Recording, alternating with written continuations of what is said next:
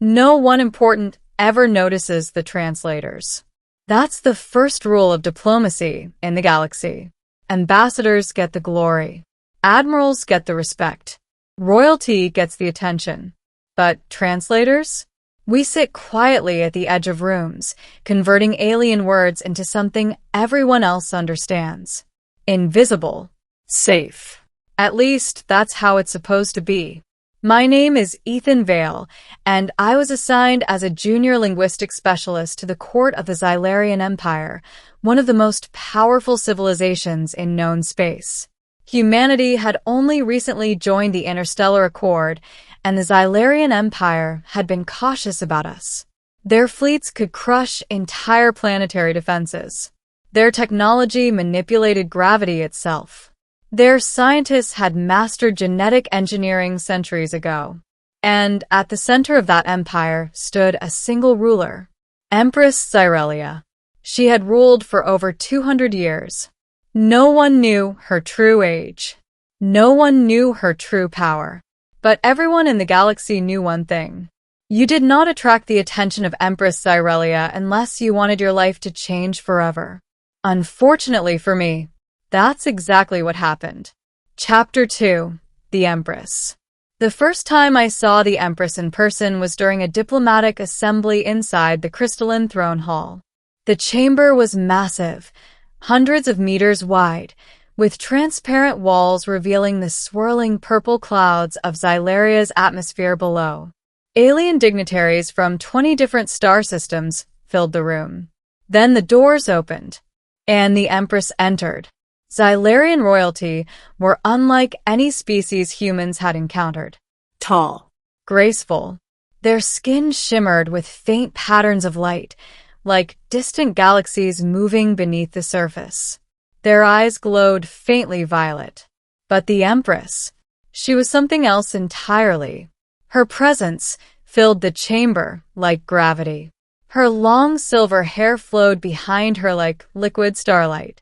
And when she looked across the room, even the most powerful diplomats suddenly remembered how small they were. I was sitting behind the human ambassador, quietly monitoring translation equipment, which meant I had the perfect view when something unexpected happened. The Empress looked directly at me. Not past me, not through me, at me. Her violet eyes lingered for several seconds. Then she turned away. I told myself it meant nothing. I was wrong. Chapter 3. The Message. 3 days later, a royal guard arrived outside my quarters. Xylarian guards were enormous, nearly 8 feet tall, wearing armor that shimmered like living metal. Human Ethan Vale, the guard said.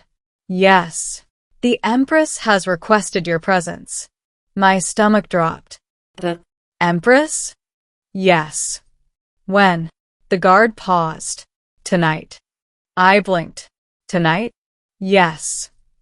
And where exactly am I supposed to meet her?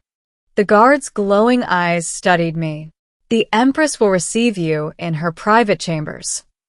For a moment, my brain stopped functioning. Her chambers? Yes. Is that normal? No. That answer did not make me feel better. Chapter 4. Rumors. News spreads fast inside a royal palace. By the time evening arrived, nearly everyone in the diplomatic wing knew I had been summoned. And none of them had good explanations. The human ambassador cornered me in the hallway. What did you do? Nothing. You must have done something. I swear I didn't. He rubbed his forehead. Do you understand how unusual this is? Yes. The Empress has never summoned a human privately before. That's comforting. It shouldn't be. The truth was no one understood the Empress very well. She was brilliant, strategic, unpredictable, and occasionally terrifying, which made my situation deeply concerning. Chapter 5. The Walk. At exactly 2100 hours station time, 2 royal guards escorted me through the palace. The deeper we traveled into the imperial complex, the quieter the corridors became. The decorations changed as well. The diplomatic wing was impressive. But the imperial wing was something else. Walls made of glowing crystal. Floating sculptures that shifted shape as we passed. Ancient murals depicting the expansion of the Xylarian Empire across the stars. Finally, we reached a massive door made from dark violet metal. The guard stopped. "This is the Empress's private chamber," one of them said. My mouth suddenly felt dry. "Do I knock?" "No." The doors opened silently, and I stepped inside. Chapter 6: The Empress's Chamber. The room was enormous. Half of the chamber was open to space through a massive, transparent barrier. Stars stretched endlessly across the sky. At the center of the room stood the Empress. She wasn't wearing her royal armor or ceremonial crown. Instead, she wore simple flowing robes that shimmered softly under the starlight. For a moment, she didn't speak. She simply studied me. Then she smiled slightly. "You came." I swallowed. "You asked." She gestured toward a chair near a low table. "Sit." I obeyed. Slowly, cautiously. She sat across from me. For several seconds, neither of us spoke. Then she asked a question I did not expect. "Tell me, human, why do your species lie so often?" Chapter 7: The Question. I blinked. "I'm sorry. Humans lie frequently during diplomatic negotiations." "Well, so does every species." "Not in the same way." She leaned forward slightly. "Humans lie creatively." That's one way to describe it. Another way would be deceptive. That too. Her violet eyes studied my face carefully. "But you do not lie the same way." I frowned. "How would you know that?" "Because I have been watching you." That statement made my spine stiffen. "For how long?" "Since you arrived."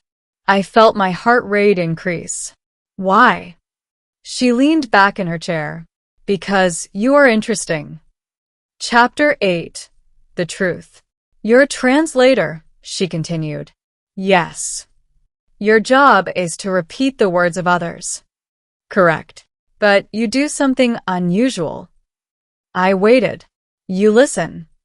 I hesitated. "Well, yes. That's usually part of translation." "No," she said softly. "You listen to meaning, not just language."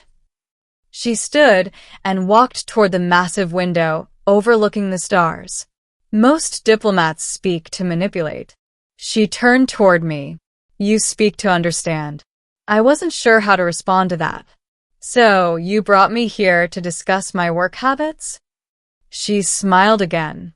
"Not exactly." Chapter 9: The Real Reason. The Empress approached slowly. "Tell me something honestly human." "All right. What do humans think of me?" I hesitated. That sounds like a dangerous question. It is. "And you want an honest answer?" "Yes." I thought carefully before speaking. "Most humans think you're brilliant." She tilted her head.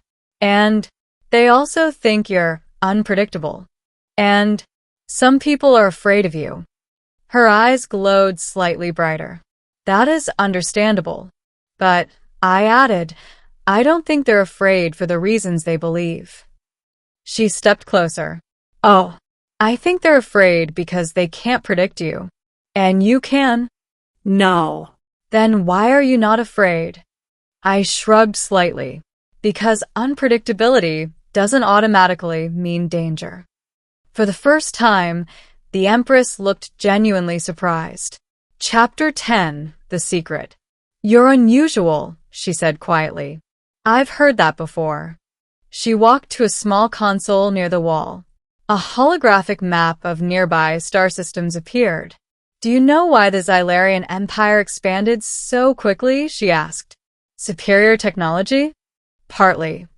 She zoomed in on a cluster of systems. "But mostly because we understand other species."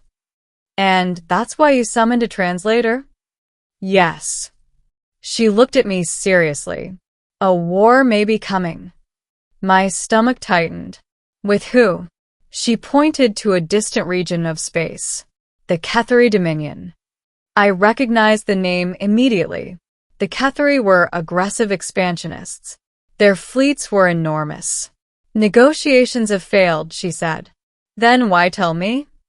Because I want her opinion. I stared at her. You want military advice from a translator? No. She smiled slightly. I want human insight. Chapter 11, The Long Night. For the next several hours, we talked. About strategy. About diplomacy. About human history.